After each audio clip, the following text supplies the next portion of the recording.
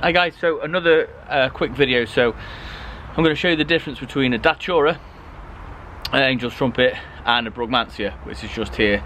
Very simple, but let me show you the differences.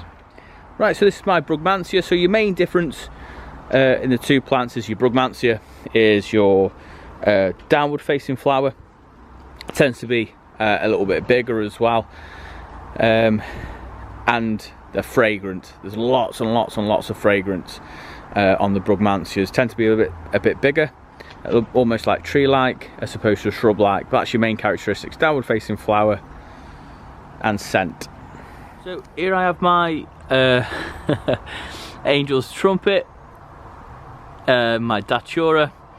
So as you can see, the flower spike is facing up. It's much small, stockier plant. I know it's not as mature, but the flowers, as you can see off the habit of the plant, are completely different. Straight up, I believe this is yellow, and I've also got a white one, so I'll show you those. So this is my white one.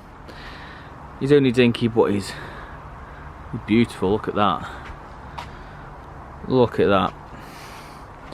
So a couple of things to note with these guys, I'll go through very quickly. The non-edible, so you can't eat them at all.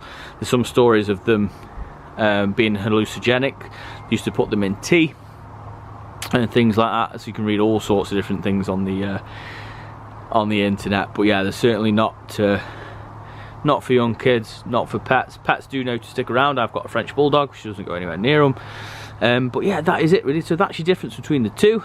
So hope you enjoyed this video. Really quick one. As always fun making them. So yeah, take care guys, I'll see you in the next one. Bye.